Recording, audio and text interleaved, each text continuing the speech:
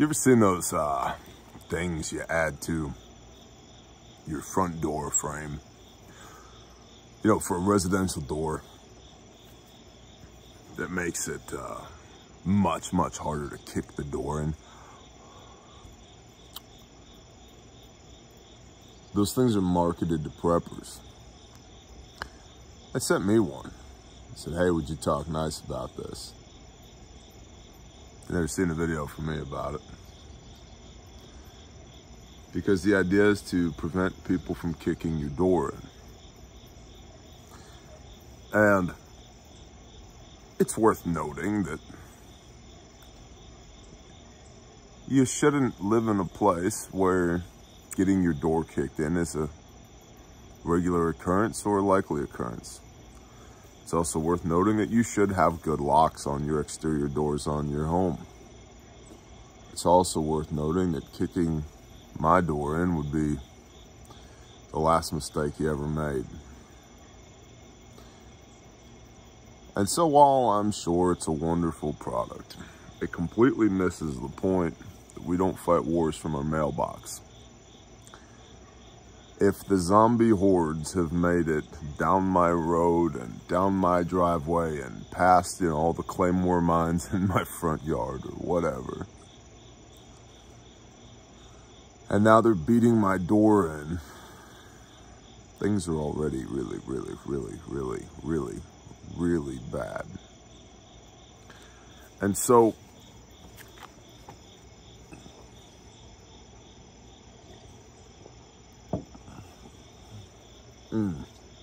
pause just one moment.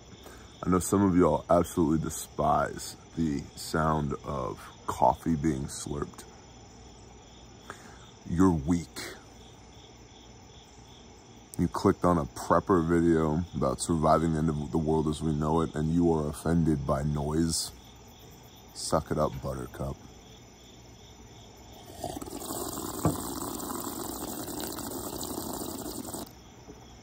That's for you. Next.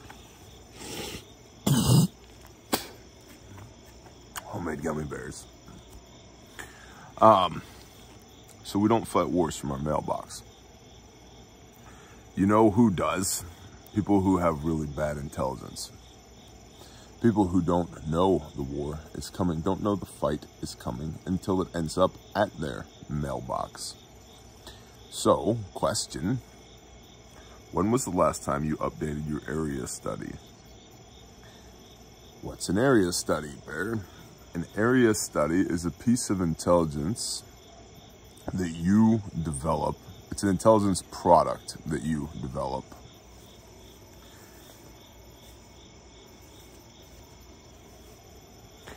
And it gives you a snapshot in time overview of what's going on in your community, your neighborhood, your town, the cities around you, what the strategic targets are, what your avenues of approach are, access and egress, what the infrastructure targets are in your area, who the mayor is, who the good guys are, who the bad guys are, how did the sheriff vote in the last election, what's the Melissa data and demographics in your area, what are your key terrain features, what are your seasonal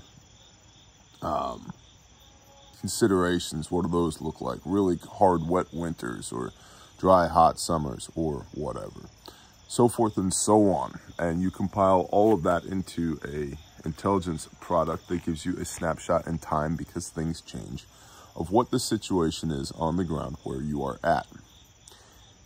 On this channel, Bear Independent, there is a playlist. If you just put Bear Independent in the YouTube search bar, then you'll find our channel. Click playlists and go to the Prepper Classroom. There's a standalone video on area study, how to do an area study. That video is based in part on the information that was put out by Forward Observer. Forward Observer, which is another YouTube channel that has a great series of videos on how to do an area study. And I realize developing an intelligence product is not near as sexy as putting some other piece of garbage 1913 Picatinny rail accessory on your rifle.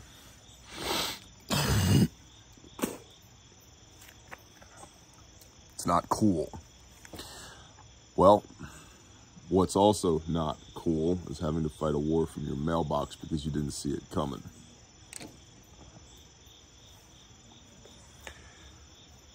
Another big part of this, not having to fight a war from your mailbox, is your local network.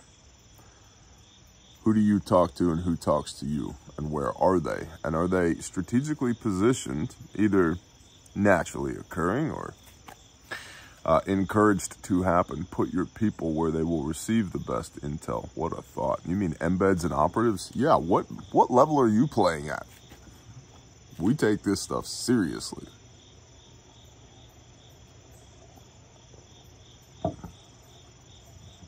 Everybody, pause, new thought. Everybody in the prepper community, or most people in the prepper community, is concerned about, federal agents and embeds within organizations. And you should be. You absolutely should be. Well, what happens if we find one within our group? Double agent much? Feed them bad intel. Play with them. Absolutely destroy any ambitions that they have. Give them ridiculous intel. When we say, if I come across the radio and put in code double rainbow, what that means is blah, blah, blah. There's no double rainbow. Mess with them or use them for your advantage. Also, by the way, sup spies. And then also, create your own operatives and put them in places or situations that are going to allow you to develop the intelligence you'd like to have. Now, if you think of your people as sensors, every soldier a sensor, right? Think of your people as sensors. You're putting your sensors out there, your eyes and your ears out there, in places that will, at a minimum, provide you early warning if somebody's moving on your location. Or if 2 towns over there's catastrophic fire and it's headed your way, or the flooding is coming, man, or whatever. Right, there's certain things that we just gotta leave. We'll touch on that in a moment. But you need to have a network of people who pass intelligence back to you, and ideally you have an S2 section that is putting together, packaging that intelligence into intelligence product, which is then actionable by your security staff and your leadership. Oh, I know, sounds really complicated. I just wanted to fondle my bright lime green zombie AR while absolutely pounding, just shotgunning bush light and eating pork rinds. That's how I intended to survive the end of the world. Maybe. That might work for you. For a while.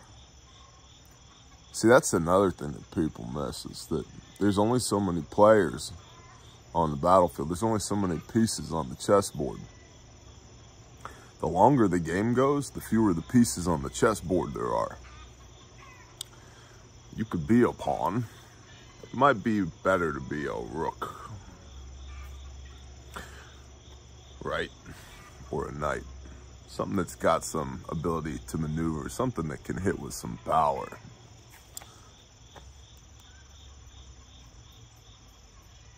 Maybe even be a queen.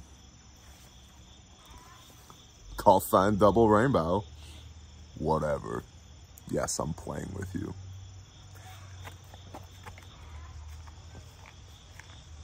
The threat potentially can get worse, not better, as time goes on. Because desperate people do desperate things. And after a given period of time, 30, 60, 90 days, a year maybe, in a real catastrophic grid down scenario, you know who's left after that whatever period of time? The hard people, the good people. the people you don't want to get into a fight with. All the easy targets, all the pawns have been knocked off the chessboard. All the easy targets are gone. And so if you don't have intelligence product, if you don't have a network, and you're content to, you know, eat fried foods out of a paper thin Mylar baggie. Cheetos are good though, I like Cheetos, but you know, all things in moderation, including moderation. You're gonna get a fistful of Cheetos, man, and wash it down with a Pepsi while sitting on your love seat, holding your new whatever M17 clone that you built from scratch. That's fine. That'll get you so far. Won't get you far enough in my book. So intel, a network of people. That means you've got to go people, which by the way, it's also detrimental for you to sit on your ass and eat Cheetos if you're gonna go people, because the people that are worth peopling with are not doing that. And they see you and your orange stained hands and go, I don't know. Don't know about that guy. Figuratively or literally, we're speaking about here. So you need an area study. You need one now. And if you have one, update it, because they are static snapshots in time and they need to be updated regularly.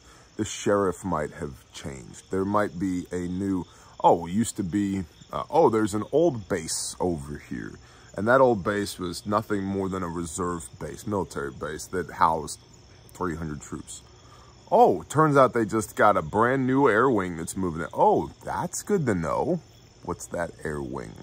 What do they do? What do they intend to do? Right? Life is dynamic. Static shooter is a dead shooter. Well, if your intel is static, you're playing off of old intel, you don't have the best snapshot in time that allows you to operate on the dynamic battlefield of life. So update your area study, and then all your people are sensors. They're out there in the community. They are out there elsewhere gathering intelligence and bringing it back, ideally to dedicated people, personnel on your team, your prepper team, your tribe, your mutual assistance group, your whatever, who are then correlating that data and compiling it into an intelligence product that will serve to inform your leadership and your security forces. Because if there's a new group of bad guys running around on four-wheelers and side-by-sides out in the country, and they've torched 3 places already within 5 miles of here, I want to know that, because sometimes the best defense is a good offense. I'm gonna go see those fellas. They won't see us. We're gonna go see them.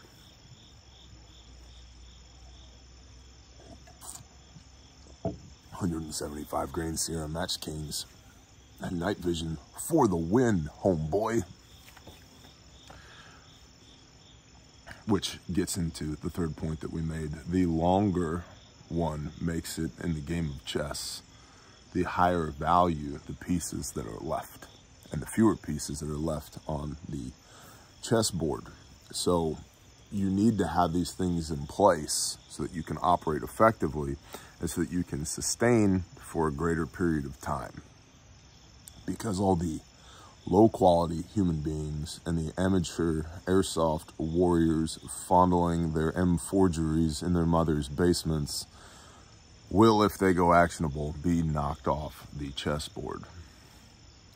And then what? The pieces that are left are good at what they do. You need to be at least as good as they are in order to sustain. Some nuggets for you this morning. Don't let anybody kick your door in, but if you're worried about kicking your door in, your defense plan is fundamentally flawed as it is.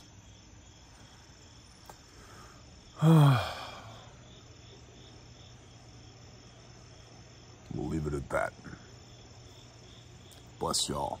Shalom.